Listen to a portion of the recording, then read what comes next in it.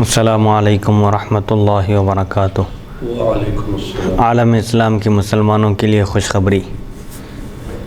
باب العلم انواریہ educational society کے تحت چلنے والا ادارہ جامعہ انواریہ کے زیر اہتمام قرآن مجید کی تفسیر کے علاوہ حدیث شریف و فقہ کی مشہور و معروف صحاح ستہ کو ملا کر جملہ 25 کتابوں کی ویڈیو ریکارڈنگ کا سلسلہ شروع ہو چکا ہے۔ اسی کی ایک سنہری کڑی جامع ترمذی شریف کا درس بھی ہے، جو الحمدللہ جاری و ساری ہے۔ بیات شیخ المشائخ حضرت سید محمد عبد القدیر الحسینی المعروف نورانی پاشا رحمۃ اللہ علیہ، بانی و فاؤنڈر جامعہ انواریہ و باب العلم انواریہ ایجوکیشنل سوسائٹی حیدرآباد۔ سب سے پہلے عربی عبارت پڑھی جائے گی اور ترجمہ کیا جائے گا، تشریح بیان کرتے ہوئے مسائل پر بھی روشنی ڈالی جائے گی تاکہ احکام شریعت اور احادیث شریفہ کا منشا و مقصد سمجھنے میں آسانی ہو۔ اللہ تعالیٰ سے دعا ہے کہ وہ ہم کو سننے اور سنانے سے زیادہ احکام شریعت پر عمل کرنے کی توفیق عطا فرمائے، آمین۔ دعاؤں کا بیان چل رہا ہے، اسی کی غالباً چوتھی نشست ہے۔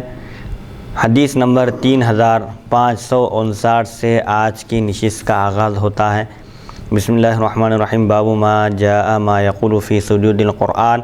حدثنا قتيبة حدثنا محمد بن يزيد بن خنيس حدثنا الحسن بن محمد بن عبيد الله بن أبي يزيد قال لابن جريج أخبرني عبيد الله بن أبي يزيد عن ابن عباس قال جاء رجل إلى رسول الله صلى الله عليه وسلم فقال يا رسول الله رأيتني الليلة وأنا نائم كأني أصلي خلف شجرة فسجدت الشجرة لسجودي فسمعتها وهي تقول اللهم اكتب لي بها عندك أجرا وضع عني بها وزرا واجعلها لي عندك ذخرا وتقبلها مني كما تقبلتها من عبدك داود۔ قال ابن جريج قال لي جدك قال ابن عباس فقرأ النبي صلى الله عليه وسلم سجدة ثم سجد قال ابن عباس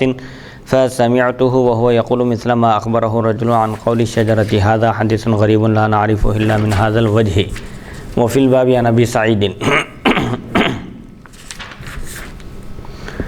یہ بیان اس حکم کا جو آیا ہے کہ سجود قرآن میں کیا کہیں۔ قرآن میں جو سجدے ہیں 14 سجدے واجب ہیں۔ سجدے کی آیت تلاوت کر کے جب سجدے میں جائے تو کیا پڑھنا چاہیے۔ حضرت ابن عباس رضی اللہ عنہما سے روایت ہے کہ ایک شخص حضرت صلی اللہ علیہ وسلم کی خدمت اقدس میں حاضر ہوئے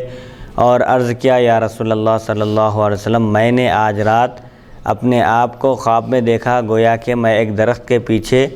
نماز پڑھ رہا ہوں۔ میں نے سجدہ کیا تو میری وجہ سے درخت نے بھی سجدہ کیا۔ میں نے اسے یہ کہتے ہوئے سنا، اے اللہ میرے لیے اس کے بدلے اپنے پاس اجر و ثواب لکھ دے، اس کے سبب مجھ سے میرا بوجھ اتار دے، یعنی میرے گناہ کو مٹا دے، اور اسے میرے لیے اپنے پاس ذخیرہ بنا، اسٹاک کر، اور مجھ سے اس طرح قبول فرما جس طرح تو نے اپنے بندے داؤد علیہ السلام سے قبول فرمایا۔ حضرت ابن عباس رضی اللہ عنہما فرماتے ہیں پھر نبی اکرم صلی اللہ علیہ وسلم نے آیت سجدہ تلاوت کی اور سجدہ فرمایا۔ حضرت ابن عباس رضی اللہ عنہما فرماتے ہیں میں نے حضرت صلی اللہ علیہ وسلم کو وہی کلمات کہتے سنا جو اس شخص نے درخت سے متعلق نقل کیے تھے۔ یہ حدیث غریب ہے، ہم اسے صرف اسی سند سے جانتے ہیں، اور اس باب میں حضرت ابو سعید رضی اللہ عنہ سے بھی روایت منقول ہے۔ قرآن میں جو سجدے کی آیتیں ہیں، آیت سجدہ تلاوت کرنے کے بعد سجدہ واجب ہو جاتا ہے۔ جب سجدے میں جائیں تو کیا پڑھنا چاہیے؟ ایک شخص بیان کرتے ہیں اپنے خواب کا واقعہ، ایک صحابی، کہ وہ اپنے آپ کو خواب میں دیکھے کہ وہ نماز پڑھ رہے ہیں ایک درخت کے پیچھے۔ جب آیت سجدہ کی تلاوت کیے اور سجدے میں چلے گئے تو انہوں نے دیکھا کہ وہ جس درخت کے پیچھے وہ نماز پڑھ رہے ہیں وہ درخت بھی اللہ کی بارگاہ میں سجدہ ریز ہے، اور یہ کہہ رہا ہے کہ اے اللہ تو میرے لیے اس سجدے کے بدلے اپنے پاس اجر و ثواب لکھ دے، اور اس سجدے کے طفیل میرے گناہ معاف فرما، اور اس سجدے کو میرے لیے اپنے پاس ذخیرہ کر کے رکھ۔ قیامت کے دن میں جب تیری بارگاہ میں حاضر ہوں تو تو مجھے اس کا اجر و ثواب عطا فرما۔ اور اس سجدے کو مجھ سے ایسے ہی قبول فرما جیسا کہ تو نے داؤد علیہ السلام سے سجدے کو قبول فرمایا تھا۔ حضرت داؤد علیہ السلام اللہ تعالیٰ کی بارگاہ میں سجدہ ریز ہوئے، ان سے ایک لغزش ہو گئی تھی، اللہ تعالیٰ کی بارگاہ میں سجدہ ریز ہوئے تو اللہ تعالیٰ نے ان کی توبہ قبول کی، ان کے درجات بلند فرمائے۔ تو اسی طرح اشارہ ہے جیسا کہ تو نے اپنے بندے داؤد علیہ السلام سے سجدے کو قبول کیا تھا اور سجدے میں ان کی توبہ قبول فرمائی تھی، ایسے ہی اس سجدے کے طفیل میری بھی توبہ قبول فرما۔ یہ دعا کرنا چاہیے، یہ مسنون ہے۔ آیت سجدہ کی تلاوت کے بعد جب سجدے میں جائیں تو یہ پڑھیں، اللہم اکتب لی بہا عندک اجرا وضع عنی بہا وزرا واجعلہا لی عندک ذخرا وتقبلہا منی کما تقبلتہا من عبدک داود۔ یہاں تک یہ دعا ہے، یہ دعا پڑھنا مسنون ہے۔ اس کا مطلب یہ ہے کہ اے اللہ اس سجدے کے بدلے میرے لیے اپنے پاس اجر و ثواب لکھ دے، اور اس سجدے کے طفیل میرے گناہ معاف فرما، اور اس سجدے کو میرے لیے اپنے پاس ذخیرہ کر کے رکھ، اسٹاک کر کے رکھ، قیامت کے دن جب مجھے ضرورت پڑے نیکیوں کی اس وقت وہ سجدہ کام آئے، اور اس سجدے کو مجھ سے قبول فرما جیسا کہ تو نے اپنے بندے داؤد علیہ السلام سے قبول فرمایا تھا۔ انہوں نے سجدہ کیا، استغفار کیا اور تیری بارگاہ میں رجوع ہوئے تو نے ان کی توبہ قبول فرمائی، ان کی لغزش معاف فرما دی اور ان کے سجدے کو قبول کیا تھا، ایسے ہی میرے بھی سجدے کو قبول فرما۔ تو مفتی صاحب یہ جو آیت سجدے میں جو دعا پڑھنے کی تاکید کی گئی ہے، توجہ دلائی گئی ہے، تو یہ فرض نماز میں اگر کوئی قرآن کی سورہ کی تلاوت کر رہے ہیں اور آیت سجدہ آ جائے جی تو فرض نمازوں میں بھی آیت سجدے میں جب ہم جو ہے چلے جاتے ہیں اس میں بھی یہ دعا جو ہے پڑھ سکتے ہیں، یا صرف نفل نمازوں میں پڑھنے کا حکم ہے یہ آیت؟ یہ صرف نفل نمازوں میں پڑھنے کا حکم ہے، کیونکہ فرائض میں جو پڑھنا ہے وہ متعین ہے، نفل میں اجازت ہے، مقرر ہے۔ نفل میں البتہ اجازت ہے دعائیں کرنے کی، عربی زبان میں جو احادیث شریفہ میں وارد ہیں، جیسا کہ اس سے پہلے کی بھی حدیث شریف میں گزرا کہ حضور اکرم صلی اللہ علیہ وسلم طویل دعا کیا کرتے تھے نفل نمازوں میں، تنہا جب پڑھتے تھے تو ان دعاؤں کا اہتمام کرتے تھے، جیسا کہ خود صحابی کے واقعے سے بھی ظاہر ہے کہ وہ تنہا نماز پڑھ رہے تھے ایک درخت کے پیچھے، تو انہوں نے ایک درخت کو سجدہ کرتے دیکھا۔ تو اس سے معلوم ہوتا ہے کہ کائنات کی ہر شے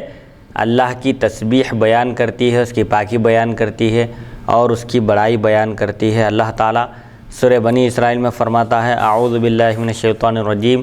وَإِن مِّن شَيْءٍ إِلَّا يُسَبِّحُ بِحَمْدِهِ وَلَٰكِن لَّا تَفْقَهُونَ تَسْبِيحَهُمْ، یعنی ہر شے، کائنات کی ہر شے اللہ کی پاکی بیان کرتی ہے لیکن تم اس کو سمجھ نہیں سکتے۔ ہر ایک کی تسبیح بیان کرنے کی جو کیفیت ہے اور جو صلاحیت ہے انسانوں کے اندر اس کا ادراک نہیں ہے، انسان اس کو سمجھ نہیں سکتے۔ درخت ہے اپنی زبان میں اللہ کی پاکی بیان کرتا ہے، پہاڑ ہے وہ اپنی زبان میں اللہ کی پاکی بیان کرتا ہے۔ بہرحال یہ صحابہ کرام کی کرامت ہے، ولی جیسا کہ دیگر واقعات بھی منقول ہیں صحابہ کرام سے کہ ایک مرتبہ کھانے کو تسبیح پڑھتے ہوئے صحابہ کرام نے اپنے کانوں سے سنا ہے۔ یہ صحابہ کی کرامت ہے۔ کائنات کی ہر شے اللہ کی پاکی بیان کرتی ہے، اللہ کے نیک محبوب متقی پرہیزگار بندے جو ہوتے ہیں وہ ان چیزوں کا مشاہدہ بھی کرتے ہیں، کائنات کی ہر شے میں، ہر چیز میں وہ اللہ کی قدرت کا جلوہ دیکھتے ہیں۔ حدیث نمبر 3560 حدثنا محمد بن بشار حدثنا عبد الوهاب الثقفي حدثنا خالد الحذاء عن ابي العالية عن عائشة قالت كان النبي صلى الله عليه وسلم يقول في سجود القرآن بالليل سجد وجهي للذي خلقه وشق سمعه وبصره بحوله وقوته هذا حدیث حسن صحیح۔ حضرت عائشہ صدیقہ رضی اللہ عنہا سے روایت ہے نبی اکرم صلی اللہ علیہ وسلم رات کو سجدے تلاوت کرتے تو یہ کلمات پڑھتے۔ جب آپ نفل نماز میں، تہجد میں، گھر میں جب نماز ادا کرتے، نوافل کا اہتمام کرتے تو سجدے تلاوت کے بعد جب سجدے میں جاتے تو یہ کلمات کہتے، یہ دعا کرتے، سجد وجہی للذی خلقہ وشق سمعہ وبصرہ بحولہ وقوتہ، یعنی میرا چہرہ اس ذات کو سجدہ کیا جس نے اسے پیدا کیا۔ چہرہ کہہ کر، جز کہہ کر کل مراد لیا گیا، یعنی میں نے اس ذات کو سجدہ کیا جس نے مجھے پیدا کیا، یہ مفہوم ہے۔ سجد وجہی للذی خلقہ وشق سمعہ وبصرہ بحولہ وقوتہ، میرے چہرے نے اس ذات کو سجدہ کیا جس نے اسے پیدا کیا اور اپنی قدرت اور طاقت سے اس کے کان اور آنکھیں بنائیں، یعنی اللہ تعالیٰ کو میں نے سجدہ کیا جس نے مجھے وجود بخشا اور سننے اور دیکھنے کی طاقت عطا کی محض اپنی قدرت سے۔ انسان ہر چیز میں اللہ کا محتاج ہے، اللہ تعالیٰ نے اس پر بے شمار انعامات کیے، اس کو وجود بخشا، پھر سننے کی طاقت بھی دی اور دیکھنے کی طاقت بھی عطا کی محض اپنے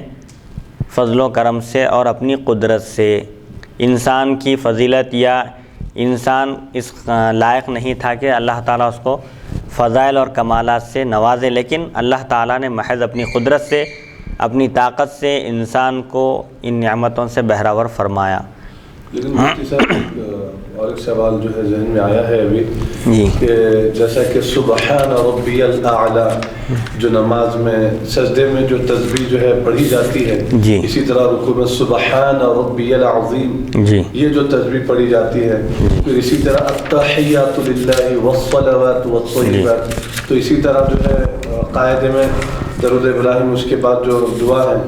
وہ دعا پڑھ کر سلام پھیرنے تک، وہ دعا پڑھنے تک، تو یہ جو تمام چیزیں ہیں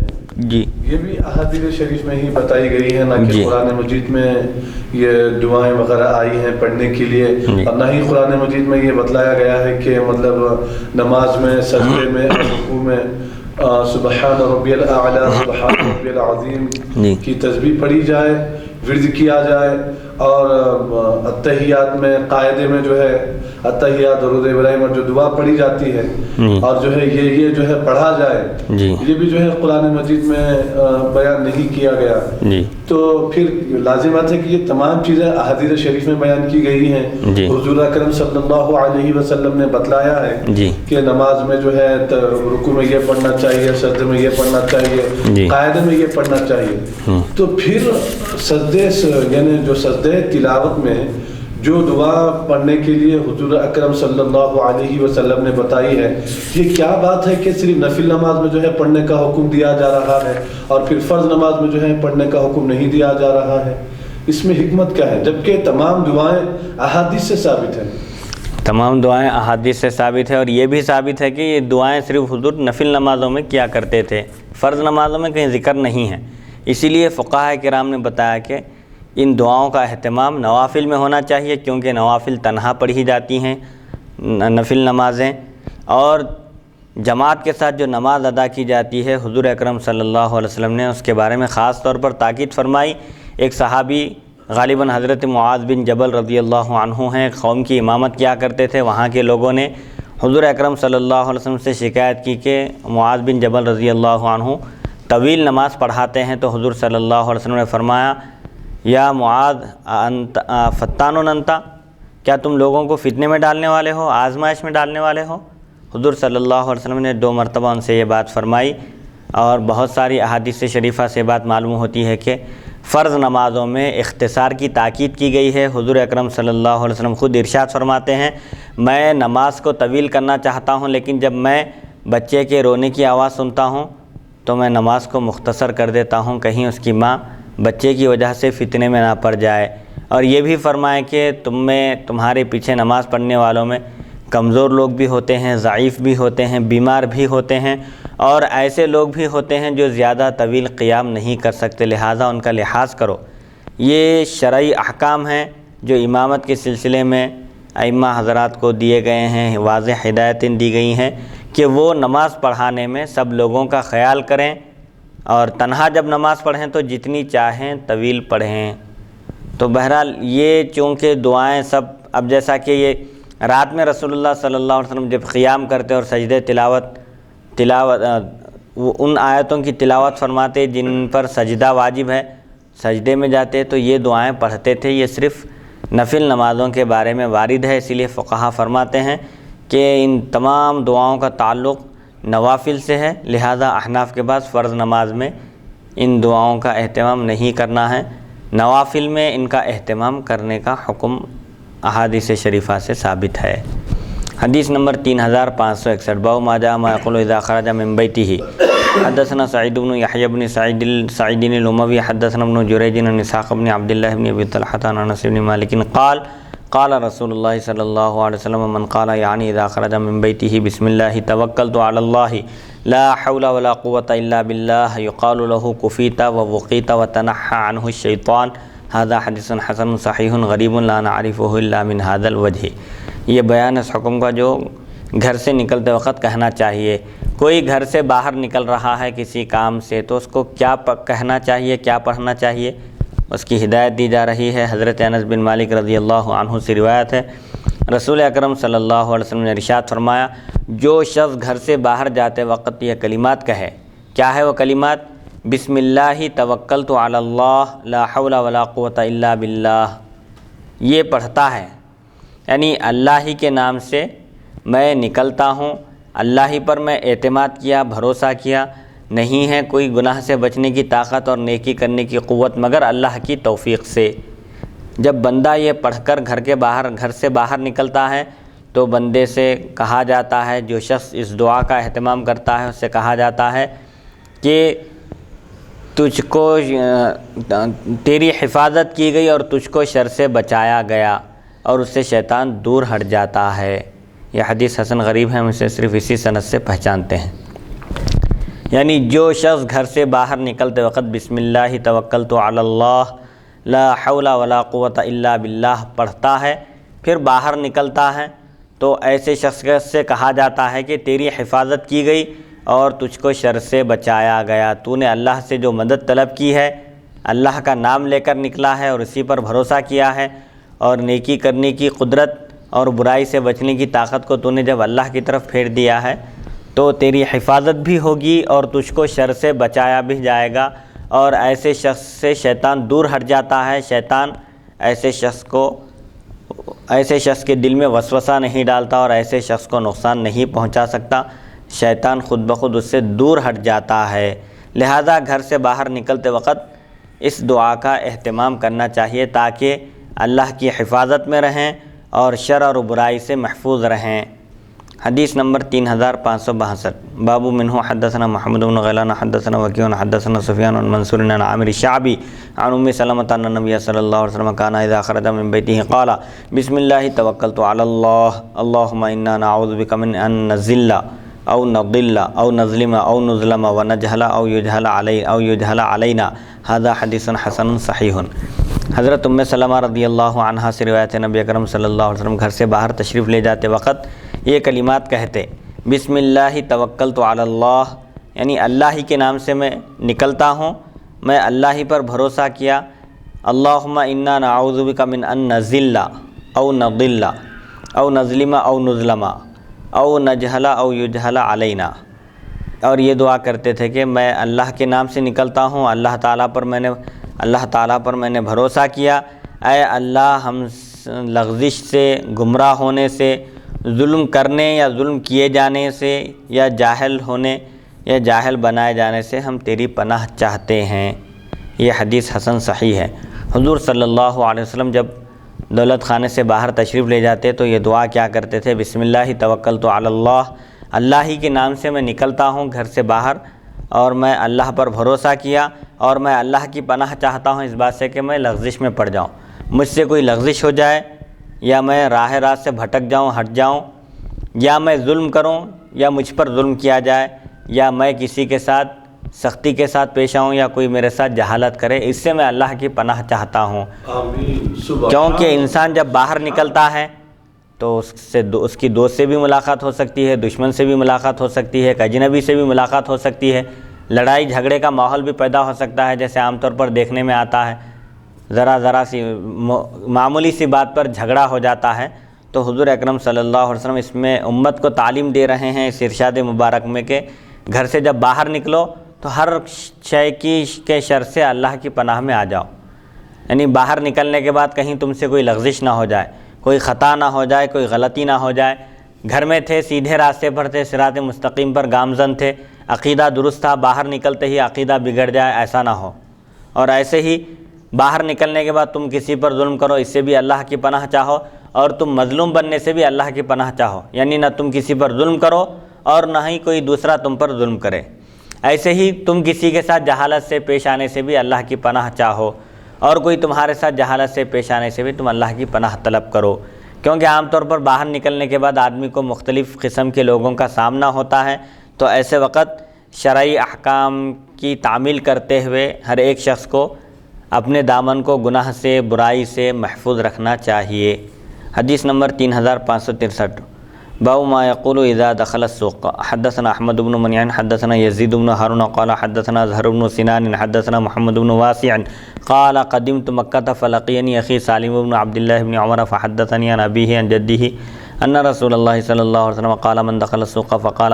لا الہ الا اللہ وحدہ لا شریک لہ لہ الملک ولہ الحمد یحیی ویمیت وہو حی لا یموت بیدہ الخیر وہو علی کل شیء قدیر کتب اللہ لہ الف حسنۃ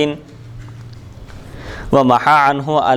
الف سیئۃ ورفع له الف درجۃ۔ هذا حدیث غریب وقد رواه عمرو بن دینار قہرمان آل الزبیر عن سالم بن عبد اللہ هذا الحدیث نحوہ۔ یہ بیان ہے اس حکم کا جو آیا ہے جب بازار میں داخل ہو تو کیا پڑھے، بازار جاتے وقت، مارکیٹ جاتے وقت کیا پڑھنا چاہیے۔ سالم بن عبداللہ بن عمر، حضرت عمر رضی اللہ عنہ کے یہ پوترے ہیں سالم، اور فقہائے سبعہ میں آپ کا شمار ہوتا ہے، 7 مشہور فقہاء تھے، ان میں ایک سالم بن عبداللہ رضی اللہ عنہ بھی ہیں، اور وہ اپنے والد یعنی حضرت عبداللہ بن عمر اور عبداللہ بن عمر اپنے والد یعنی حضرت عمر رضی اللہ عنہ سے روایت کرتے ہیں۔ رسول اللہ صلی اللہ علیہ وسلم نے ارشاد فرمایا جو شخص بازار میں داخل ہو تو یہ کلمات کہے، یعنی جو کوئی بازار میں داخل ہو تو اس کو یہ کلمات کہنا چاہیے۔ وہ کلمات کیا ہیں؟ لا الہ الا اللہ وحدہ لا شریک لہ لہ الملک ولہ الحمد یحیی ویمیت وہو حی لا یموت بیدہ الخیر وہو علی کل شیء قدیر۔ چہارم کلمہ ہے، مختلف تھوڑے سے الفاظ کی تبدیلی کے ساتھ اگر کوئی پڑھ لے چہارم کلمہ تو اس کے لیے کیا ہے نیکیاں۔ حضور اکرم صلی اللہ علیہ وسلم فرماتے ہیں کہ جو شخص ان کلمات کا اہتمام کرتا ہے بازار میں داخل ہوتے وقت تو اللہ تعالیٰ اس کے لیے 10 لاکھ نیکیاں لکھ دیتا ہے، سبحان اللہ، اور اس کے 10 لاکھ برائیاں مٹائی جاتی ہیں، 10 لاکھ گناہ مٹا دیے جاتے ہیں، اور اس کے 10 لاکھ درجات بلند کیے جاتے ہیں۔ سبحان وہ کلمات کیا ہیں؟ لا الہ الا اللہ وحدہ لا شریک لہ لہ الملک ولہ الحمد یحیی ویمیت وہو حی لا یموت بیدہ الخیر وہو علی کل شیء قدیر۔ ایک جامع تعلیم دی جا رہی ہے بازار میں جانے کے بعد، چونکہ بازار کو سب سے بدترین مقام قرار دیا گیا جہاں پر انسان پہنچنے کے بعد جھوٹ، دھوکہ دہی اور لوگوں کو جھوٹ بول کر اپنا مال بیچنے کی کوشش کرتا ہے۔ عام طور پر تاجر بھی جھوٹ بولتے ہیں، بیہودہ لغو بات کرتے ہیں، گالی گلوچ کرتے ہیں، سختی کے ساتھ پیش آتے ہیں، تو ایسی جگہ ان کلمات کا اہتمام کرنا چاہیے تاکہ مخلوق کے شر سے بھی محفوظ رہیں، اور اللہ کے رسول صلی اللہ علیہ وسلم نے جو خوشخبری دی ہے کہ جو شخص بازار میں داخل ہو کر یہ پڑھتا ہے تو اس کے لیے 10 لاکھ نیکیاں ہیں، 10 لاکھ اس کی برائیاں مٹا دی جاتی ہیں، اور 10 لاکھ اس کے درجات بلند کیے جاتے ہیں۔ شیطان کے بیٹھنے کی جگہ ہے بازار، جہاں شیطان اپنی تجارت کرتا ہے، تاجروں کو جھوٹ کی ترغیب دیتا ہے اور لوگوں کو نقصان پہنچانے کی تدبیر کرتا ہے، تو وہاں پر اس کے شر سے محفوظ رہنے کے لیے یہ پڑھنا چاہیے تاکہ ان نیکیوں کے بھی ہم مستحق قرار پائیں۔ تو مفتی صاحب پھر اس حدیث مبارکہ سے یہ بات معلوم ہو رہی ہے کہ جنت میں بے حساب بے گنتی درجات جو ہے اللہ تعالیٰ نے اپنے بندوں کے لیے تیار کیا ہے۔ جیسا کہ اکثر لوگ جو ہے مفتی صاحب سوال یہ کرتے ہیں کہ آخر جنت میں کتنے درجات ہیں، تو میں پروفیسر ڈاکٹر مفتی سید بدی الدین صاحب سے میں جو ہے درس کے بعد مول صاحب سے ایک سوال کیا تھا، تو مول صاحب یہ فرمائے کہ بابا قرآن مجید یعنی قیامت کے دن اللہ تبارک و تعالی حافظ قرآن سے یہ فرمائے گا کہ تو ایک ایک آیت پڑھتا جا اور ایک ایک درجہ چڑھتا جا، ایک ایک آیت پڑھتا جا اور ایک ایک درجہ تو چڑھتا جا، یہاں تک کہ وہ آخر آیت پر پہنچ جاتا ہے اور جنت کے سب سے اونچے درجات پر وہ جو ہے پہنچ جاتا ہے۔ تو اس سے یہ معلوم ہوا کہ قرآن مجید کی 6666 آیتیں ہیں، تو جنت میں کم سے کم 6666 درجات ہیں۔ جی بس مول صاحب یہ فرمائیں کہ کم سے کم اتنے تو جنت میں درجات ہیں، اب اس کے بعد قید نہیں ہے جی تو پھر اب اس حدیث مبارک سے یہ بات معلوم ہو رہی ہے کہ جنت میں یقیناً بے تحاشا بے حساب بے گنتی درجات ہیں، یہ تو وہاں جانے کے بعد ہی معلوم ہوگا، لیکن کم سے کم اتنے درجات تو ہیں کہ 6666 درجات تو ہیں۔ ہاں، اور کئی درجے ہیں، پھر یہ بھی بتایا گیا کہ ہر دو درجے کے درمیان اتنا ہی فاصلہ ہے، اتنی ہی مسافت ہے جتنی آسمان اور زمین کے درمیان ہے۔ ایسے وسیع اور عریض بڑے بڑے درجات ہیں۔ یہ اللہ تعالیٰ کی قدرت ہے اور یہ اس کا فضل و کرم ہے کہ وہ معمولی سی نیکی پر جب بندے سے راضی ہو جاتا ہے تو اس کو سرفراز کر دیتا ہے، اس کی بخشش فرما دیتا ہے۔ جیسا کہ غالباً بخاری شریف ہی کی روایت ہے کہ ایک فاحشہ عورت، بدکار زانیہ عورت گرما کے موسم میں دوپہر کے وقت جب تیز دھوپ تھی، سورج اپنے شباب پر تھا، اس وقت وہ جنگل سے گزر رہی تھی، اس کو پیاس لگی، ایک کنواں نظر آیا، کنویں میں اتر کر وہ پانی پی اور اپنی پیاس بجھائی۔ جب باہر نکلی کنویں کے سیڑھیاں چڑھ کر جب اوپر آئی تو کیا دیکھتی ہے کہ کتا بیٹھا ہوا ہے جو پیاس کی وجہ سے ہانپ رہا ہے، اپنی زبان باہر نکال رہا ہے۔ تو وہ اس عورت نے تاڑ لیا، اس نے محسوس کر لیا کہ کتے کو بھی پیاس لگی ہے، وہ بھی پیاس کی وجہ سے تڑپ رہا ہے۔ فوراً وہ پھر کنویں کی طرف پلٹی اور اپنے موزے میں پیتابے میں پانی بھر کر لا کر کتے کو پلائی۔ تو اللہ تعالیٰ کو اس کا یہ عمل اس قدر پسند آیا کہ وہ ایک جانور پر رحم کی تو اللہ تعالیٰ نے اس کی مغفرت فرما دی اور اس کو جنت کا مستحق قرار دیا۔ تو اللہ تعالیٰ کی قدرت سے بعید نہیں کہ کوئی ایک نیکی اگر اس کو پسند آ جائے تو اس کی وجہ سے بندے کے گناہ معاف ہو سکتے ہیں اور وہ رحمت الہی کا مستحق قرار پا سکتا ہے۔ اب اس کا ترجمہ یہ ہے جو بازار میں داخل ہوتے وقت پڑھنا ہے، لا الہ الا اللہ وحدہ لا شریک لہ، اللہ کے سوا کوئی عبادت کے لائق نہیں، وہی تنہا ہے، اس کا کوئی شریک نہیں، اسی کے لیے بادشاہت ہے اور وہی قابل تعریف ہے، اسی کے لیے تعریف ہے۔ وہ مارتا ہے جلاتا ہے اور وہ زندہ ہے، مرتا نہیں، یعنی اللہ ہمیشہ سے ہے، ہمیشہ رہے گا، وہ موت سے پاک ہے، اسی کے دست قدرت میں خیر ہے، بھلائی ہے اور وہ ہر چیز پر قدرت رکھتا ہے۔ حدیث نمبر 3564 حدثنا بذلك احمد بن عبدۃ الضبی حدثنا حماد بن زید والمعتمر بن سلیمان قال حدثنا عمرو بن دینار وهو قهرمان آل الزبیر عن سالم بن عبد الله بن عمر عن ابيه عن جده ان رسول الله صلى الله عليه وسلم قال من قال في السوق لا اله الا الله وحده لا شريك له له الملك وله الحمد يحيي ويميت وهو حي لا يموت بيده الخير وهو على كل شيء قدير كتب الله له ألف حسنة ومحى عنه ألف سيئة وبنى له بيتا في الجنة۔ اوپر جو روایت گزری اسی کے مطابق یہ روایت ہے، حضرت عمر رضی اللہ عنہ سے روایت ہے، رسول اکرم صلی اللہ علیہ وسلم نے ارشاد فرمایا جو شخص بازار میں یہ کلمات کہے،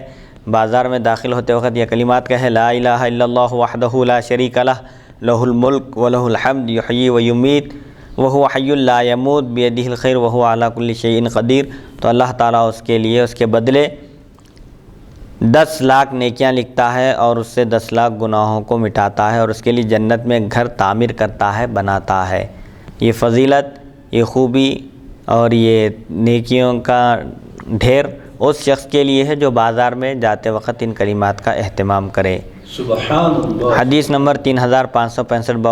باب ما جاء ما يقول العبد اذا مرض حدثنا سفیان بن وکیع حدثنا اسماعیل بن محمد بن حجادۃ حدثنا عبد الجبار بن عباس عن ابي اسحاق عن الاغر ابي مسلم قال اشهد على ابي سعيد وابي هريره انهما شهداء على النبي صلى الله عليه وسلم قال من قال لا اله الا الله والله اكبر صدقه ربه وقال لا اله الا انا وانا اكبر واذا قال لا اله الا الله وحده قال يقول الله لا اله الا انا وانا وحدي وإذا قال لا إله إلا الله وحده لا شريك له قال الله لا إله إلا أنا وحدي لا شريك لي وإذا قال لا إله إلا الله له الملك وله الحمد قال الله لا إله إلا أنا لي الملك ولي الحمد وإذا قال لا إله إلا الله ولا حول ولا قوة إلا بالله قال الله لا إله إلا أنا ولا حول ولا قوة إلا بي وكان يقول من قالها في مرضه ثم مات لم تطعمه النار۔ هذا حديث حسن وقد رواه شعبة بن إسحاق عن الأغر ابی مسلم عن ابی ہریرہ وابی سعید نحو هذا الحديث بمعناه ولم يرفعه شعبة حدثنا بذلك محمد بن بشار قال حدثنا محمد بن جعفر عن شعبة بهذا۔ یہ بیان اس حکم کا جو بندے کو پڑھنا چاہیے جب وہ بیمار ہو، کوئی بیمار ہو جائے کسی مرض میں مبتلا ہو جائے تو اس کو کیا پڑھنا چاہیے؟ حضرت ابو سعید اور ابو ہریرہ رضی اللہ عنہما سے روایت ہے، رسول اکرم صلی اللہ علیہ وسلم نے ارشاد فرمایا، جو شخص کہے لا الہ الا اللہ واللہ اکبر، اللہ تعالیٰ کے سوا کوئی عبادت کے لائق نہیں اور اللہ بہت بڑا ہے، تو اللہ تعالیٰ اس کی تصدیق کرتا ہے اور فرماتا ہے، جب بندہ لا الہ الا اللہ واللہ اکبر کہتا ہے تو اللہ تعالیٰ بندے کی تصدیق کرتا ہے اور فرماتا ہے، میرے سوا کوئی معبود نہیں اور میں ہی سب سے بڑا ہوں۔ جب بندہ کہتا ہے لا الہ الا اللہ وحدہ، اللہ کے سوا کوئی عبادت کے لائق نہیں، وہ تنہا ہے، تو اللہ تعالیٰ اس کے جواب میں فرماتا ہے، میرے سوا کوئی معبود نہیں، میں ایک ہوں، میں تنہا ہوں۔ جب بندہ کہتا ہے لا الہ الا اللہ وحدہ لا شریک لہ، اللہ کے سوا کوئی عبادت کے لائق نہیں، وہ تنہا ہے، اس کا کوئی شریک نہیں، اس کا کوئی ساتھی نہیں، تو اللہ تعالیٰ فرماتا ہے بندے کی تصدیق کرتے ہوئے کہ میرے سوا کوئی معبود برحق نہیں، میں ایک ہوں، میں تنہا ہوں، میرا کوئی شریک نہیں۔ جب بندہ کہتا ہے لا الہ الا اللہ لہ الملک ولہ الحمد، اللہ کے سوا کوئی عبادت کے لائق نہیں، اسی کے لیے بادشاہت ہے اور اسی کے لیے خوبی ہے، تعریف ہے، تو اللہ تعالیٰ فرماتا ہے میرے سوا کوئی معبود برحق نہیں، بادشاہی اور تعریف میرے لیے ہے۔ جب بندہ کہتا ہے لا الہ الا اللہ ولا حول ولا قوت الا باللہ، اللہ کے سوا کوئی عبادت کے لائق نہیں اور گناہ سے بچنے کی طاقت اور نیکی کرنے کی قوت صرف اللہ کی توفیق سے ہے،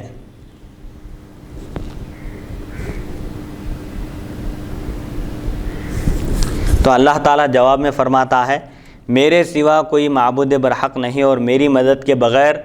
کوئی قوت اور طاقت نہیں، یعنی جب تک میں مدد نہ کروں اس وقت تک کوئی گناہ سے نہیں بچ سکتا اور اس وقت تک کوئی نیکی نہیں کر سکتا۔ گناہ سے بچنے کی طاقت اور نیکی کرنے کی قوت بھی یہ اللہ کی توفیق سے ہے، اللہ کی عطا سے ہے۔ حضرت صلی اللہ علیہ وسلم ارشاد فرمایا کرتے، جو آدمی اپنی بیماری میں یہ کلمات کہے پھر انتقال کر جائے تو اسے آگ نہیں چھوئے گی، نہیں کھائے گی، یعنی وہ دوزخ میں داخل نہیں ہوگا، دوزخ اس پر حرام ہوگی۔ جو شخص بیماری کی حالت میں ان کلمات کا ورد کرے، بادشاہت، خوبی، تعریف اور اللہ کی پاکی اور تسبیح اور اس کی بڑائی بیان کرے، تو اللہ تعالیٰ اپنے فضل و کرم سے جہنم کو اس پر حرام قرار دیتا ہے۔ تو بیمار کو بیماری کی حالت میں ان کلمات کا ورد کرنا چاہیے، لا الہ الا اللہ واللہ اکبر اور لا الہ الا اللہ وحدہ، لا الہ الا اللہ وحدہ لا شریک لہ، لا الہ الا اللہ لہ الملک ولہ الحمد، لا الہ الا اللہ ولا حول ولا قوت الا باللہ۔ ان کلمات کا ورد کرنا چاہیے تاکہ حضور اکرم صلی اللہ علیہ وسلم نے یہ جو خوشخبری عنایت فرمائی ہے اس کے مستحق قرار پائیں۔ حدیث نمبر 3566، باب ما جاء ما يقول اذا راى مبتلا، حدثنا محمد بن عبد الله بن بزيع قال حدثنا عبد الوارث بن سعيد عن عمرو بن دينار مولى علي الزبير عن سالم بن عبد الله بن عمر عن ابن عمر عن عمر ان رسول الله صلى الله عليه وسلم قال من راى صاحب بلاء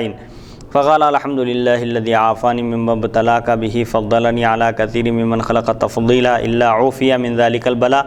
كائنا ما كان ما عاش هذا حديث غريب في الباب عن ابي هريره وعمرو بن دينار قهرمان آل الزبير هو شيخ بصري وليس بالقوي في الحديث وقد تفرد بأحاديث عن سالم بن عبد الله بن عمر وقد روي عن ابي جعفر محمد بن علي انه قال اذا راى صاحب بلاء يتعوذ يقول ذلك في نفسه ولا يسمع صاحب البلاء۔ مصیبت زدہ کو دیکھ کر کیا کہنا چاہیے؟ جب کسی مصیبت زدہ کو دیکھیں، کسی مصیبت میں، آزمائش میں گرفتار شخص کو دیکھیں تو اس وقت کیا دعا کرنا چاہیے، اس کی بھی تعلیم دی جا رہی ہے۔ حضرت عمر رضی اللہ عنہ سے روایت ہے، رسول اکرم صلی اللہ علیہ وسلم نے ارشاد فرمایا، جو کسی مصیبت زدہ، مبتلا، آزمائش میں گرفتار کو دیکھ کر یہ کلمات کہے، الحمدللہ الذی عافانی مما ابتلاک بہ فضلنی علی کثیر ممن خلق تفضیلا، یہ کلمات ہیں، تو کیا ہوگا؟ اس ترجمہ یہ ہے کہ تمام تعریف اس اللہ کے لیے ہے جس نے مجھے عافیت بخشی اس مصیبت سے جس میں اس نے تجھ کو مبتلا کیا اور مجھے اپنی مخلوق میں سے بہت سارے لوگوں پر فضیلت بخشی۔ جو شخص کسی مصیبت زدہ کو دیکھ کر یہ دعا پڑھتا ہے تو اللہ تعالیٰ اس شخص کو اس مصیبت سے، اس بلا سے، اس آزمائش سے عافیت میں رکھتا ہے، چاہے وہ کوئی بھی آزمائش ہو۔ جب تک بندہ زندہ رہے یہ دعا پڑھنے والا، اس وقت تک وہ اس بلا سے، اس آزمائش سے، اس مصیبت سے محفوظ رہتا ہے، عافیت میں رہتا ہے اللہ کی مدد سے۔ ترجمہ یہ ہے، تمام تعریف اس اللہ کے لیے ہے جس نے مجھے اس مصیبت سے محفوظ رکھا جس مصیبت میں اس نے تجھ کو گرفتار کیا ہے، اور اپنے فضل و کرم سے اس نے اپنی مخلوق میں سے بہت سارے لوگوں پر مجھے فضیلت بخشی، یعنی صحت و عافیت کے ساتھ رکھا، کیونکہ صحت و عافیت، تندرستی بھی ایک بہت بڑی نعمت ہے۔ رسول اللہ صلی اللہ علیہ وسلم ارشاد فرماتے ہیں، نعمتانی مغبون فیہما کثیر من الناس، دو نعمتیں ایسی ہیں جن میں بہت سارے لوگ دھوکہ کھائے ہوئے ہیں، یعنی ان نعمتوں کو غنیمت نہیں جانتے، ان کا صحیح استعمال نہیں کرتے، ان سے صحیح فائدہ نہیں اٹھاتے۔ وہ دو نعمتیں کیا ہیں؟ ایک تندرستی اور دوسری نعمت فرصت۔ تندرستی یہ سب سے بڑی نعمت ہے۔ انسان تندرستی کی حالت میں چستی کے ساتھ، پھرتی کے ساتھ اللہ کی عبادت کر سکتا ہے، خیر کے کام انجام دے سکتا ہے۔ نوجوانی کی حالت میں، نوجوانی کے عالم میں جو عبادت کر سکتا ہے بندہ، بوڑھا ہونے کے بعد وہ طاقت باقی نہیں رہتی، اسی لیے نوجوانی کی حالت میں عبادت کرنا اللہ کو بہت پسند ہے۔ تو رسول اللہ صلی اللہ علیہ وسلم نے یہاں پر تعلیم فرمائی کہ جو کوئی کسی مصیبت زدہ کو دیکھ کر یہ کلمات کہے تو اللہ تعالیٰ اس شخص کو جب تک وہ زندہ رہے گا اس مصیبت سے محفوظ رکھے گا، یعنی جب تک بندہ زندہ رہے گا، یہ دعا پڑھنے والا، اس دعا کا اہتمام کرنے والا جب تک زندہ رہے گا ہر طرح کی آزمائش، مصیبت، بلا اور آفت سے محفوظ و مأمون رہے گا۔ اس باب میں حضرت ابو ہریرہ اور عمرو بن دینار رضی اللہ عنہما سے بھی روایت منقول ہیں۔ قہرمان آل زبیر بصری شیخ ہیں اور حدیث میں قوی نہیں، سالم بن عبداللہ بن عمر سے روایت لینے میں وہ منفرد ہیں۔ ابو جعفر محمد بن علی سے منقول ہے کہ جب کسی مصیبت زدہ کو دیکھے تو اللہ تعالیٰ کی پناہ طلب کرے اور یہ بات اپنے دل میں کہے، مصیبت زدہ کو نہ سنائے۔ اس میں تعلیم دی جا رہی ہے کہ جب کسی مصیبت زدہ کو دیکھیں، کسی آزمائش میں گرفتار شخص کو دیکھیں تو اللہ تعالیٰ کی پناہ طلب کریں اس مصیبت سے، اس آزمائش سے، اس آفت سے اور اس ابتلا سے۔ البتہ زور سے نہ کہیں کہ کہیں مصیبت زدہ شخص نہ سن لے، ورنہ اس کے دل کو تکلیف ہوگی، اس کی دل شکنی ہوگی۔ لہٰذا اس بات کا لحاظ کرنا چاہیے کہ دل میں دعا پڑھ لینا چاہیے، یا زور سے بھی پڑھیں تو اتنی آواز سے پڑھیں کہ خود کو سنائی دے اور مصیبت زدہ کو الفاظ سنائی نہ دیں۔ کہ جب کسی مصیبت زدہ کو، آفت زدہ شخص کو دیکھیں تو اللہ کی پناہ طلب کریں اس آفت سے، اس مصیبت سے اور اس آزمائش سے اللہ کی پناہ طلب کریں۔ البتہ اس چیز کو اپنے دل میں رکھیں، یعنی دل ہی دل میں اللہ تعالیٰ سے پناہ طلب کریں، بلند آواز سے نہیں کہنا چاہیے کہ کہیں سننے والے کو تکلیف نہ پہنچے، اس بات کا لحاظ رکھا جائے۔ حدیث نمبر 3567، حدثنا ابو جعفر السمنانی وغیر واحد قالوا حدثنا مطرف بن عبد الله المديني حدثنا عبد الله بن عمر العمري عن سهيل بن ابي صالح عن ابيه عن ابي هريره قال قال رسول الله صلى الله عليه وسلم من راى مبتلا فقال الحمد لله الذي عافاني مما ابتلاك به وفضلني على كثير ممن خلق تفضيلا لم يصبه ذلك البلاء هذا حدیث حسن غریب من هذا الوجه۔ حضرت ابو ہریرہ رضی اللہ عنہ سے روایت ہے، رسول اکرم صلی اللہ علیہ وسلم نے ارشاد فرمایا، جس نے کسی مبتلا مصیبت کو دیکھ کر یہ کہا، یعنی جو کوئی کسی مصیبت زدہ شخص کو دیکھ کر یہ پڑھے، الحمدللہ الذی عافانی مما ابتلاک بہ وفضلنی علی کثیر ممن خلق تفضیلا، یعنی تمام تعریف، تمام خوبی اور کمال اس اللہ کے لیے ہے جس نے مجھے اس آزمائش سے محفوظ رکھا جس میں اس نے تجھ کو مبتلا کیا اور مجھ کو اپنی مخلوق میں سے بہت سارے لوگوں پر فضیلت عطا کی۔ جو شخص کسی مصیبت زدہ کو دیکھ کر، کسی آزمائش میں گرفتار شخص کو دیکھ کر یہ دعا پڑھتا ہے تو اس کو وہ آزمائش نہیں پہنچتی، یعنی وہ اس آزمائش اور مصیبت سے محفوظ رہے گا اللہ کی مدد سے۔ تو کسی مصیبت زدہ کو، آزمائش میں گرفتار شخص کو دیکھ کر اللہ تعالیٰ سے عافیت طلب کرنی چاہیے۔ عافیت بہت بڑی چیز ہے،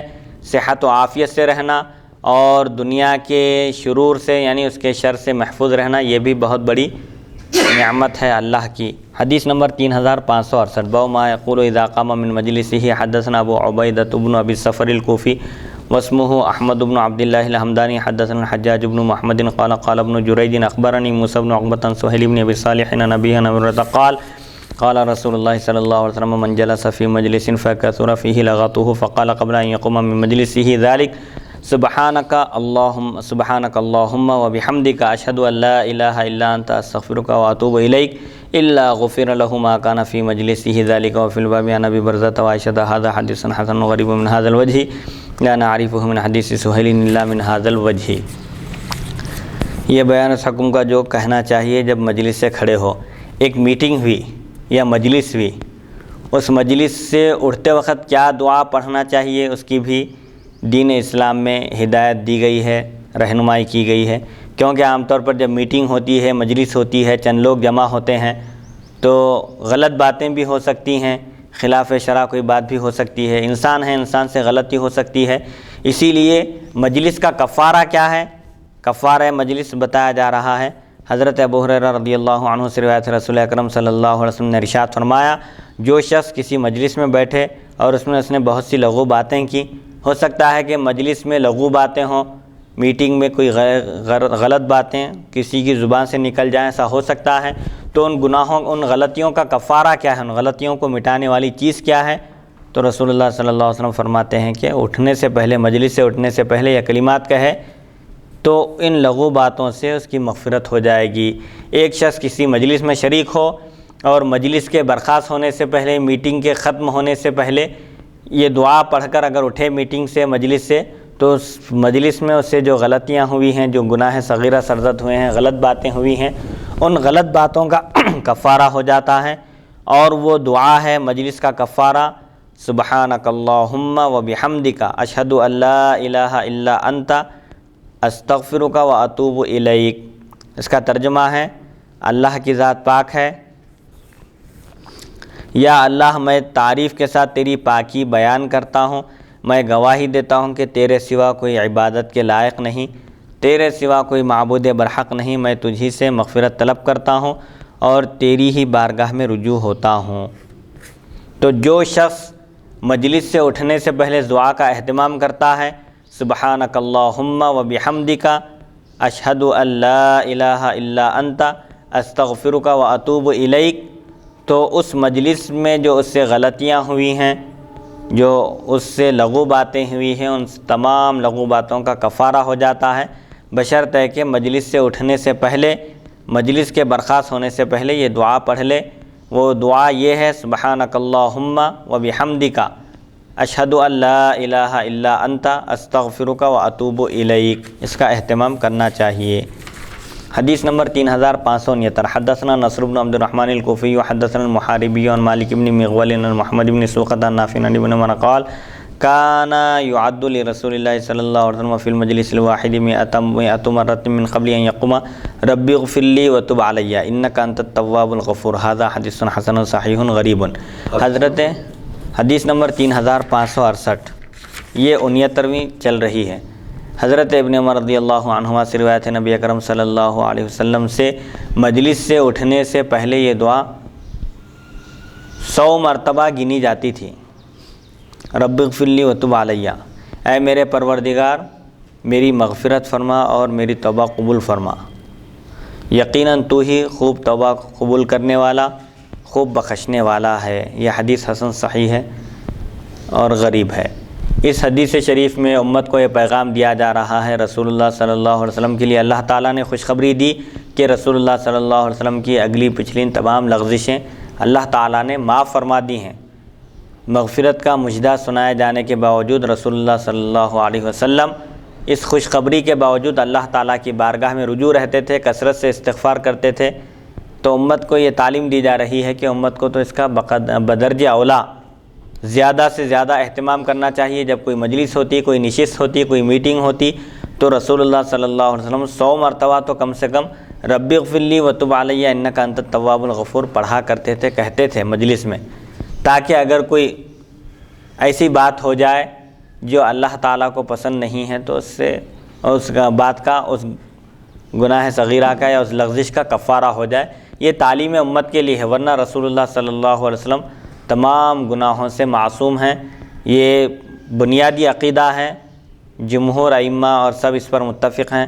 کہ انبیاء کرام اور مرسلین اعظام علیہم الصلاۃ والسلام گناہوں سے معصوم ہیں، ان سے کوئی گناہ نہیں ہو سکتا۔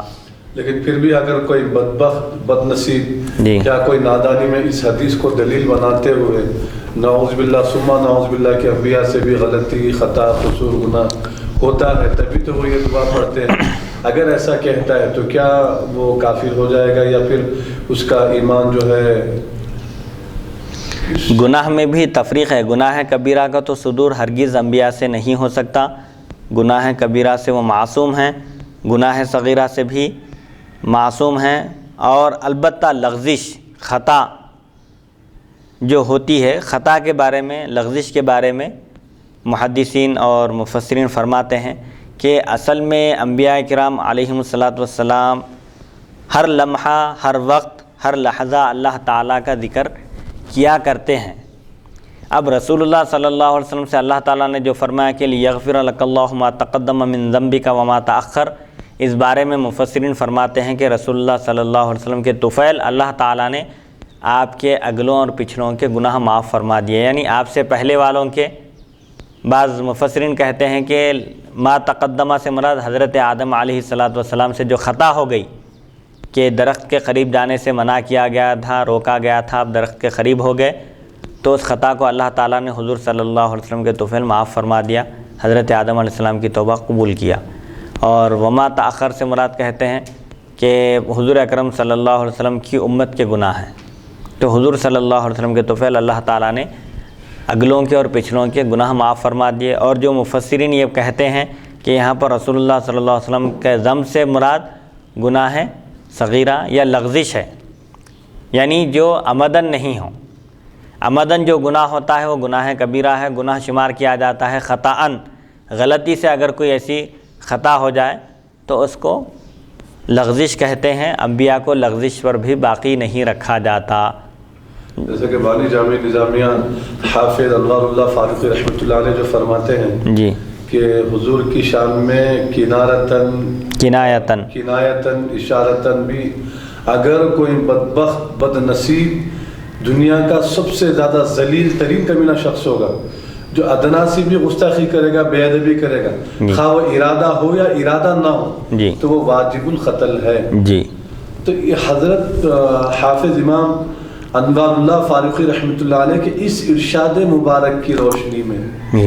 اگر کوئی شخص اس حدیث کو دلیل بنا کر بد نصیب شخص، بدبخت شخص اگر کہے کہ انبیاء سے بھی جو ہے نعوذ باللہ گناہ ہوتے ہیں، تو کیا اس کا ایمان باقی رہے گا؟ دیکھیے احادیث شریفہ میں جو آیا ہے، ہمیشہ گناہ ہوا تو ہی مغفرت طلب کرنا نہیں ہے، بغیر گناہ کے بھی مغفرت طلب کی جا سکتی ہے۔ تو انبیاء کا معاملہ ایسا ہی ہے۔ پہلی بات تو یہ ہے کہ یہ تعلیم امت کے لیے ہے، امت کو تعلیم دینے کے لیے ہے کہ رسول اللہ صلی اللہ علیہ وسلم کے تمام لغزشوں کو اللہ تعالیٰ نے معاف فرما دیا ہے، مجدہ سنا دیا ہے، خوشخبری دے دیا ہے۔ رسول اللہ صلی اللہ علیہ وسلم کا مقام و مرتبہ تو انتہائی اعلیٰ ہے، بلند و بالا ہے۔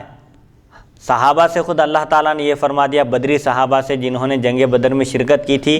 حق اور باطل کا سب سے پہلا معرکہ تھا، سب سے پہلی جنگ تھی، حق اور باطل کی لڑائی تھی، اس جنگ میں شریک ہونے والوں کو اللہ تعالیٰ نے یہ خوشخبری دی، اعملوا ما شئتم فقد غفرت لکم، تم جو چاہے عمل کرو، میں نے تمہاری مغفرت کر دی۔ اگر خدا نہ خواستہ صحابہ اس خوشخبری کے بعد اگر ان سے کوئی گناہ بھی ہوتا تو ان کی گرفت نہیں ہوتی تھی، کیونکہ اللہ نے ان کو اختیار دے دیا تھا کہ اب تم جو چاہے عمل کرو، تمہاری مغفرت ہو چکی ہے، تم کو پروانہ مل چکا ہے، مغفرت کا سرٹیفکیٹ دے دیا تھا اللہ تعالیٰ نے۔ تو جب صحابہ کی یہ فضیلت ہے، یہ کیفیت ہے، تو پھر حضور اکرم صلی اللہ علیہ وسلم تو سید الانبیاء ہیں، تمام انبیاء کے آپ سردار ہیں، اور تمام مخلوق میں اللہ تعالیٰ کے سب سے محبوب اور برگزیدہ مقرب بندے ہیں۔ تو رسول اللہ صلی اللہ علیہ وسلم جو مغفرت طلب کیا کرتے تھے، اس کی حکمت محدثین بیان کرتے ہیں۔ سب سے پہلی بات تو یہ ہے کہ تعلیم امت کے لیے ہے کہ حضور اکرم صلی اللہ علیہ وسلم امت کو یہ بتانا چاہتے ہیں کہ میں جب کہ مجھ سے کوئی گناہ ہوا ہی نہیں، اس کے باوجود میں اللہ کی رحمت کا محتاج ہوں، اس کی بارگاہ میں استغفار کرتا ہوں، اور اس سے مغفرت طلب کرتا ہوں، تو تم کو تو اس میدان میں بدرجہ اولیٰ آگے ہونا چاہیے۔ جتنا زیادہ تم اس کا اہتمام کرو اتنا کم ہے، ایک بات۔ اور دوسری بات یہ ہے کہ لغزش انسان ہونے کی حیثیت سے، بشر ہونے کی حیثیت سے لغزش ہو سکتی ہے، تو ان لغزشوں کے لیے، کیونکہ کبھی نادانستہ طور پر بھی، یعنی علم نہیں ہوتا انسان کو، کبھی لغزش ہو جاتی ہے اس سے، تو ایسی لغزشوں سے بھی اللہ کی بارگاہ میں مغفرت طلب کرنی چاہیے، کیونکہ انسان ہونے کی حیثیت سے، بشر ہونے کی حیثیت سے کوئی بشر، کوئی انسان غلطی سے، لغزش سے منزہ اور پاک نہیں ہو سکتا۔ انبیاء کی لغزش میں اور عام انسانوں کی لغزش میں فرق یہ ہے کہ انبیاء سے لغزش ہوتی ہے تو اللہ تعالیٰ فوراً ان کو متنبہ کر دیتا ہے، بتا دیتا ہے کہ آپ ایسا کیے ہیں، آپ کو ایسا نہیں کرنا چاہیے تھا۔ جیسا کہ جنگ بدر میں جو کفار قید ہو کر آئے تھے، قیدی بن کر آئے تھے رسول اللہ صلی اللہ علیہ وسلم نے ان کے بارے میں صحابہ کرام سے مشورہ فرمایا۔ یہ بھی تعلیم امت کے لیے ہے، ورنہ کسی نبی کو کسی سے مشورہ کرنے کی ضرورت نہیں ہے، لیکن آپ امت کو تعلیم دینے کے لیے آپ مشورہ فرمائیں کہ اپنے آپ کو بڑا نہیں سمجھنا چاہیے۔ ایک چار پانچ لوگوں سے، چند لوگوں سے رائے مشورہ کرنا بھی ضروری ہے، یہ مسنون ہے، سنت ہے، اور مشورہ کر کے جو کام کیا جاتا ہے اللہ کی طرف سے اس میں برکت بھی دی جاتی ہے، نازل کی جاتی ہے۔ تو رسول اللہ صلی اللہ علیہ وسلم صحابہ کرام سے مشورہ طلب کیا کہ ان قیدیوں کے ساتھ کیا سلوک کرنا چاہیے۔ تو ایک جماعت صحابہ کی یہ کہتی تھی کہ یہ چونکہ ہمارے بھائی ہیں، ابھی ایمان نہیں لائے، ہو سکتا ہے کہ اللہ تعالیٰ ان کو توفیق دے اور یہ لوگ دولت ایمان سے مالا مال ہو جائیں، لہٰذا ان سے مال لے کر، فدیہ لے کر ان کی جان بخشی کی جائے، ان کو چھوڑ دیا جائے۔ اور صحابہ کی ایک جماعت یہ کہتی تھی کہ یہ اسلام کے سخت ترین دشمن ہیں، معرکہ حق و باطل ہوا ہے، یہ حق اور باطل کی لڑائی ہوئی ہے، یہ باطل کی طرف سے لڑنے والے تھے، یہ زندہ رہنے کے مستحق نہیں ہیں، ان کو ختم کر دینا چاہیے۔ اور حضرت عمر رضی اللہ عنہ بھی ان رائے اور مشورہ دینے والوں میں سے ایک تھے جنہوں نے قتل کی رائے دی تھی، اور یہ بھی عرض کیا تھا حضرت عمر کے آپ ہر ایک کو اس کے رشتہ دار کے حوالے کیجئے تاکہ یہاں پر ایمان کی کسوٹی پر ان کا ایمان پرکھا جائے، کیونکہ رشتہ دار ہونے کی وجہ سے کہیں کسی کے دل میں رحم کا مادہ نہ پیدا ہو جائے، کوئی کسی پر رحم نہ کر بیٹھے، اسی لیے ہر ایک کو اس کے رشتہ دار کے حوالے کیا جائے اور ہر ایک اپنے رشتہ دار کو قتل کرے۔ تو رسول اللہ صلی اللہ علیہ وسلم نے حضرت ابوبکر صدیق رضی اللہ عنہ کی رائے پر عمل کیا اور فدیہ لے کر ان کو چھوڑ دیا۔ اس کے بعد اللہ تعالیٰ نے قرآن پاک میں فرمایا کہ کسی نبی کے لیے مناسب نہیں ہے کہ ان کے قیدی ہوں تو وہ ان سے فدیہ لے کر ان کو چھوڑ دیں، لیکن چونکہ یہ جو فدیہ لے کر چھوڑ دیا گیا ہے لوح محفوظ میں لکھا ہوا تھا یہ حکم، کیا ایسا ہوگا اور یہ لوگ ایسا کریں گے، اگر اللہ کی طرف سے پہلے سے بات طے نہ ہوتی تو اللہ کا عذاب آتا اور پورے اللہ کی عذاب کی گرفت میں آ جاتے تھے، لیکن چونکہ یہ جو مشورہ تھا رسول اللہ صلی اللہ علیہ وسلم نے مشورے سے کیا اور لوح محفوظ میں لکھا ہوا تھا، اسی لیے اللہ تعالیٰ نے سب کو محفوظ رکھا۔ تو نبی سے جب لغزش ہوتی ہے تو اللہ تعالیٰ فوراً آگاہ کر دیتا ہے، لیکن ایک عام بندے سے جب لغزش ہوتی ہے تو عام بندے کو آگاہ نہیں کیا جاتا، کیونکہ نبی آئیڈیل ہیں، نمونہ بننا ہے، ان کی وجہ سے قیامت تک آنے والی نسل کو رہنمائی ملنا ہے، اس لیے کبھی ان سے غلطی نہیں ہو سکتی، یہ عقیدہ ہے۔ اب جہاں بھی اس طرح آتا ہے احادیث میں کہ حضور صلی اللہ علیہ وسلم استغفار کرتے تھے، تعلیم امت کے لیے ہے، امت کو بتانا مقصود ہے، ورنہ رسول اللہ صلی اللہ علیہ وسلم تو تمام گناہوں سے معصوم ہیں، اللہ نے آپ کی حفاظت فرمائی۔ قرآن پاک میں اللہ فرماتا ہے واللہ یعصمک من الناس، اس میں بعض مفسرین نے فرمایا کہ یہ عام بھی ہے، یہ آیت رسول اللہ صلی اللہ علیہ وسلم کی اس آیت کے نازل ہونے سے پہلے صحابہ کرام حفاظت کیا کرتے تھے، آپ کے دولت خانے کے باہر کھڑے ہو کر آپ کی حفاظت کرتے تھے باڈی گارڈ کے طور پر۔ جب اللہ تعالیٰ نے اس آیت کو نازل فرمایا تو رسول اللہ صلی اللہ علیہ وسلم نے کھڑکی سے سر باہر نکال کر آپ نے فرمایا کہ تم لوگ اپنے اپنے گھر چلے جاؤ، اللہ تعالیٰ نے میری حفاظت کا ذمہ لے لیا ہے، واللہ یعصمک من الناس، اور اللہ آپ کی حفاظت فرمائے گا لوگوں سے۔ اللہ نے نہ صرف آپ کی ذات کی حفاظت فرمائی بلکہ آپ کے ارشادات کی بھی حفاظت فرمائی، جو قیامت تک انشاءاللہ امت مسلمہ کے درمیان پڑھے جاتے رہیں گے اور سنائے جاتے رہیں گے۔ یعنی یہ دعا جو ہے جان کی حفاظت سے، دشمنوں سے اپنی جان کی حفاظت کے لیے بھی پڑھی جا سکتی ہے۔ جی حدیث نمبر 3570 باب ما یقول عند الکرب، حدثنا محمد بن بشار حدثنا معاذ بن ہشام قال حدثني ابي عن قتادة عن ابي العالية عن ابن عباس ان نبي الله صلى الله عليه وسلم كان يدعو عند الكرب لا اله الا الله الحليم الحكيم لا اله الا الله رب العرش العظيم لا اله الا الله رب السماوات والارض ورب العرش الكريم۔ پریشانی کے وقت کیا پڑھنا چاہیے؟ کوئی مصیبت زدہ ہو، پریشانی میں ہو تو اس وقت کیا پڑھنا چاہیے؟ حضرت ابن عباس رضی اللہ عنہما سے روایت ہے نبی اکرم صلی اللہ علیہ وسلم پریشانی کے وقت یہ کلمات پڑھتے تھے، لا الہ الا اللہ الحلیم الحکیم، لا الہ الا اللہ رب العرش العظیم، لا الہ الا اللہ رب السماوات والارض ورب العرش الکریم۔ یعنی اللہ کے سوا کوئی عبادت کے لائق نہیں، اللہ حلیم ہے، بردبار ہے، حکیم ہے، حکمت والا ہے، اور فعل الحکیم لا یخلو عن الحکمہ، حکیم کا کوئی فعل حکمت سے خالی نہیں ہوتا، اور اللہ کے سوا کوئی عبادت کے لائق نہیں۔ اللہ تعالیٰ عرش عظیم کا پروردگار ہے، ہر چیز کا مالک ہے، ہر چیز کا رب ہے۔ کسی چیز کی طرف جب اس کی نسبت کی جاتی ہے تو اس کی عظمت بتانا مقصود ہوتا ہے، جیسے کعبے کو بیت اللہ کہا جاتا ہے، اللہ کا گھر، حالانکہ ہر مسجد اللہ کا گھر ہے، لیکن کعبے کی نسبت اللہ کی طرف جو کی جاتی ہے خاص طور پر بیت اللہ کہہ کر تشریف کے لیے، اس کی عظمت بتانے کے لیے،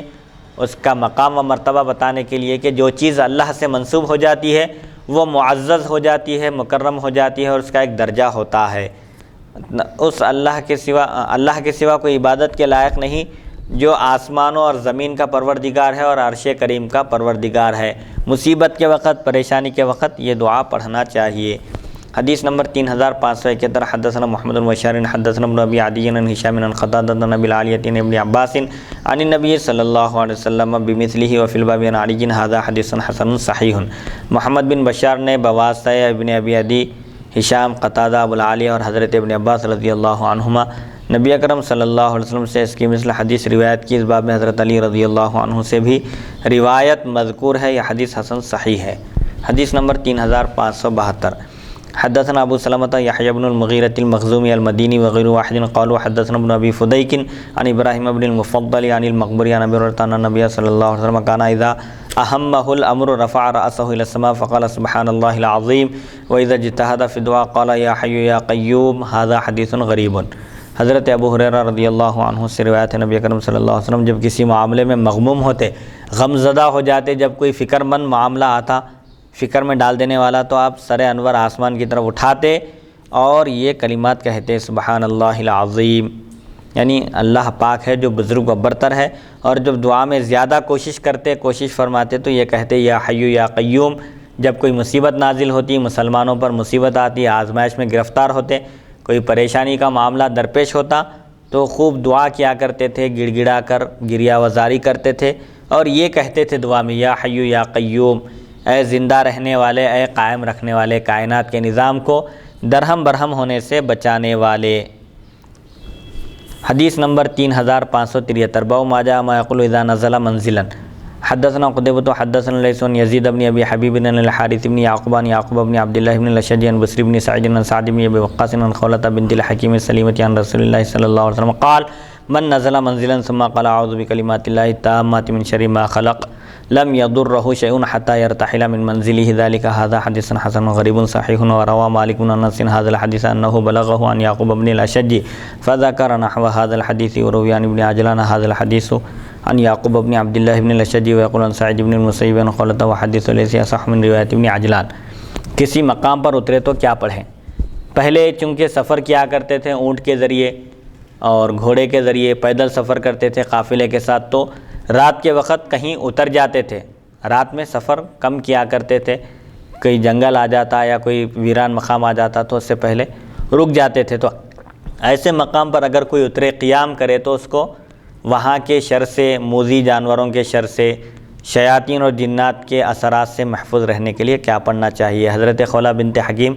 رضی اللہ عنہا سے روایت ہے نبی اکرم صلی اللہ علیہ وسلم نے ارشاد فرمایا جو شخص سفر میں کسی جگہ پڑاؤ ڈالے، اترے، قیام کرے تو یہ کلمات کہے اعوذ بکلمات اللہ التامات من شر ما خلق۔ ترجمہ ہے میں پناہ چاہتا ہوں اللہ تعالیٰ کے ان مکمل کلمات کی، اس کی مخلوق کے شر سے۔ میں اللہ کی مخلوق کے شر سے اللہ کے مکمل کلمات کی پناہ میں آتا ہوں، یعنی اللہ کی حفاظت میں آتا ہوں اس کی مخلوق کے شر سے، تو اس شخص کو کوئی چیز نقصان نہیں پہنچا سکتی یہاں تک کہ وہ اپنی اس منزل سے آگے بڑھ جائے. یعنی جس وقت تک اس مقام پر قیام کرے گا، وہاں ٹھہرے گا، کوئی شے اس کو نقصان نہیں پہنچا سکتی. اللہ تعالیٰ کے مکمل کلمات کے ساتھ ہر مخلوق کے شر سے اس کی پناہ چاہتا ہوں، تو اس منزل سے کچھ کرنے تک اسے کوئی چیز نقصان نہیں پہنچائے گی. یہ حدیث حسن غریب ہے. مالک بن انس نے سے یعقوب بن اشج سے روایت کیا، ابن عجلان نے بھی، ابو نے بھی یعقوب بن اشج سے روایت کی اور سعید بن مسیب کے واسطے سے اسے خولہ تک پہنچایا. حضرت لیث ابن عجلان کی روایت سے یہ زیادہ صحیح ہے. بہرحال کسی مقام کے شر سے محفوظ رہنے کے لیے، جنات اور شیاطین کے اثرات سے محفوظ رہنے کے لیے یہ دعا پڑھی جا سکتی ہے، کہیں بھی پڑھی جا سکتی ہے. اگر کوئی گھر میں ہے، آرام کرنے سے پہلے بھی پڑھ لے. اعوذ بکلمات اللہ التامات من شر ما خلق. اللہ کی مخلوق کے شر سے وہ محفوظ رہے گا اللہ کی مدد سے اور اس کی توفیق سے. الحمدللہ آج ہم اللہ کی توفیق اور اس کی مدد سے حدیث نمبر 3559 سے آج کی نشست کا آغاز کیے تھے. الحمدللہ حدیث نمبر 3573 تک پہنچے ہیں. اللہ تعالیٰ سے دعا ہے کہ اللہ تعالیٰ ہم سب کو احادیث شریفہ اور احکام شریعت پر عمل کرنے کی توفیق عطا فرمائے. وصلی اللہ تعالیٰ علی خیر خلقہ سیدنا محمد و آلہ و صحبہ اجمعین والحمد للہ رب العالمین.